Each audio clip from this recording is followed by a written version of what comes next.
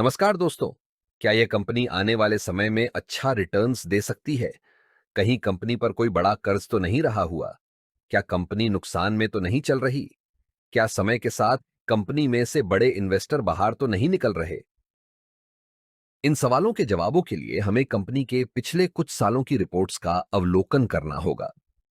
दोस्तों, आपसे एक अनुरोध रहेगा कि अगले 4 से 5 मिनट इस वीडियो को बैकग्राउंड म्यूजिक के साथ ध्यान से देखें, जिससे आप खुद समझ सकेंगे कि कंपनी में कितनी मात्रा में और कितने समय के लिए होल्ड करना एक बेहतर विकल्प हो सकता है।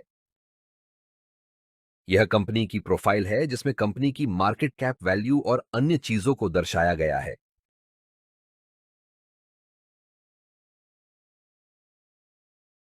कंपनी के स्टॉक की वैल्यू में होने वाले बदलाव को ग्राफ के माध्यम से देख सकते हैं और इससे अंदाजा लगाया जा सकता है कि कंपनी के स्टॉक वैल्यू में कितना फेरफार हुआ है।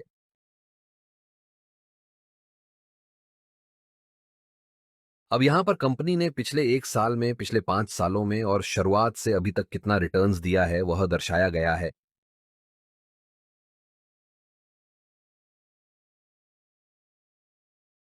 दोस्तों, अब हम कंपनी की फाइनेंशियल रिपोर्ट को देख लेते हैं कि कंपनी कितना रेवेन्यू और प्रॉफिट बना पा रही है। क्योंकि कंपनी को आगे बढ़ने के लिए अच्छा प्रॉफिट बनाना भी जरूरी होता है, तो नीचे की रिपोर्ट पर ध्यान दे।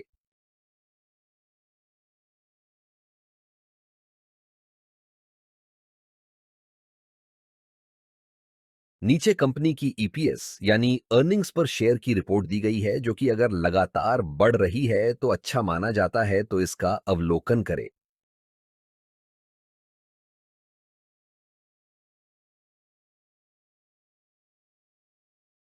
नीचे कंपनी की डीपीएस यानी डिविडेंड पे आउट रेशियो को दर्शाया गया है।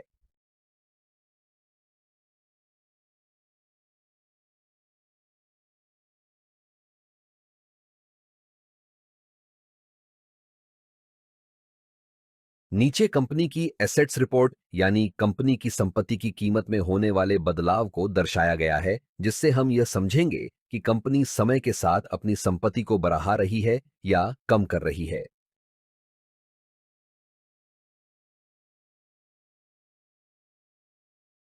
नीचे कंपनी की कैपिटल एक्सपेंडिचर्स की रिपोर्ट को दर्शाया गया है, जो अगर समय के साथ बढ़ता है तो यह कंपनी की ग्रोथ के लिए अच्छा माना जाता है।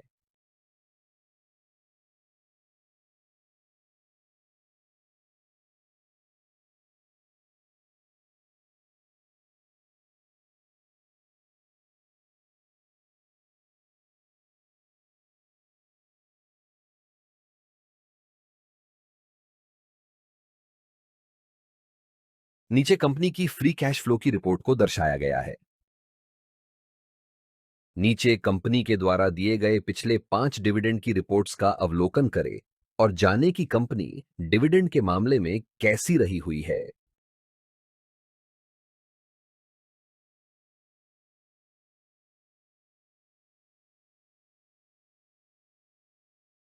अब हम कंपनी पर रहे हुए उधार या कर्ज को देखेंगे, जो कि नीचे दर्शाया गया है। अगर यह समय के साथ कम हो रहा है तो अच्छा माना जा सकता है, पर अगर लगातार बढ़ रहा है तो वह अच्छा संकेत नहीं माना जाता।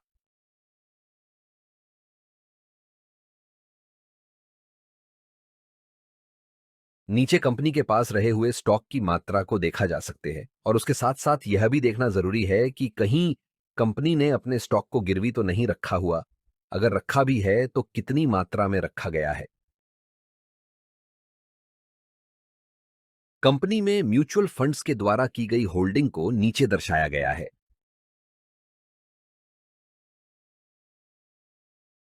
कंपनी में अदर डोमेस्टिक इंस्टीट्यूशंस के द्वारा की गई होल्डिंग को नीचे दर्शाया गया है। कंपनी में फॉरेन इंस्टीट्यूशंस के द्वारा की गई होल्डिंग को नीचे दर्शाया गया है। कंपनी में रिटेल और अन्य के द्वारा की गई होल्डिंग को नीचे दर्शाया गया है। पिछली रिपोर्ट्स के अनुसार कंपनी में बड़े इन्वेस्टर्स कितनी मात्रा में रहे हुए हैं, उसके हिसाब से यहां हम रेटिंग देंगे। क्योंकि अगर कंपनी में ज्यादा मात्रा में बड़े इन्वेस्टर्स रहे हुए हैं तो वह एक अच्छा संकेत माना जाता है, और अगर न के बराबर ही रहे हुए हैं तो वह एक अच्छा संकेत नहीं माना जाता। यह कंपनी के टॉप कॉम्पिटिटर्स को दर्शाया गया है।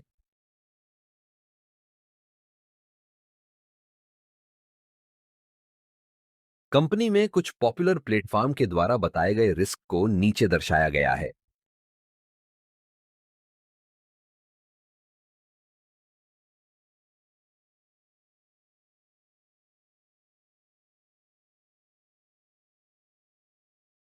ऊपर की सभी रिपोर्ट्स का अवलोकन करने के बाद 5 स्टार में से दी गई रेटिंग को नीचे दर्शाया है, जो आपको कुछ निर्णय लेने में मदरूप हो सकते हैं। तो आपको इस कंपनी के स्टॉक के बारे में क्या कहना है? हमें कमेंट जरूर करें।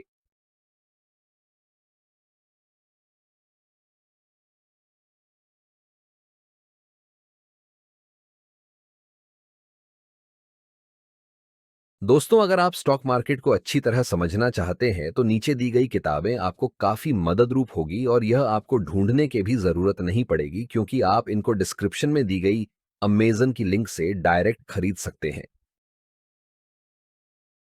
कंपनी में निवेश करने के कुछ ऐसे कारण जो कंपनी के स्टॉक की वैल्यू को तेजी से ऊपर ले जाने में मददरूप हो सकते हैं। यहाँ कुछ ऐसे कारण दिए गए हैं जो कंपनी में निवेश करने के रिस्क के रूप में देखे जा सकते हैं। दोस्तों, स्टॉक से जुड़ी नई जानकारी के लिए चैनल को सब्सक्राइब करें और आप कौन से स्टॉक पर वीडियो देखना चाहते हैं, हमें कमेंट करें।